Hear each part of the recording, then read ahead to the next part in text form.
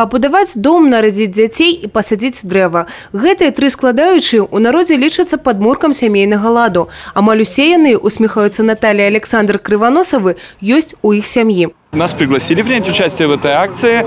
Мы многодетная семья, у нас 3 детей. Старшей дочери 16 лет, сыну 11 и самой маленькой. Ее зовут Любовь. Ей 2,5 годика, скоро будет 3. И идея нам очень понравилась. Сейчас в этом городе будет наше семейное дерево. Стараемся делать все для своих детей. По крайней мере, все, что от нас зависит. Поэтому цель на будущее – жить вместе, всем дружно, творить, создавать, созидать. 10 сем'яў, 10 ліп. Дрэў, якія сімвалізуюць дабрабыт, каханне і вернасць.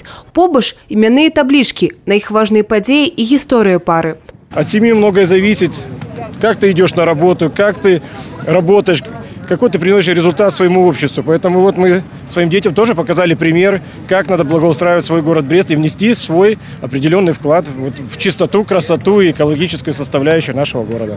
Аллея будет и дальше развиваться, и остальные семьи смогут поучаствовать. И мы надеемся на это, что обязательно семьи откликнутся. Организаторами проекта выступили активисты Белорусского республиканского союза молоди, Брестский областный комитет природных ресурсов и аховы навакольнага асяроддзя при падтрымцы райвыканкамаў. Две составляющие. С одной стороны, это именно обратить внимание молодежи на зеленым насаждениям, к наведению порядка, к благоустройству наших населенных пунктов. С другой стороны, тут и вторая задача открывается – это озеленить наши населенные пункты, чтобы они стали более еще зелеными, красивыми, комфортными для проживания. Да акцыі далучыліся ўсе раёны вобласці, а наступнымі адрасамі, дзе з'явяцца сямейныя аллеі, стануць Пінск і Баранавічы. Планируется, что такие аллеи будут заложены в каждом регионе нашей области.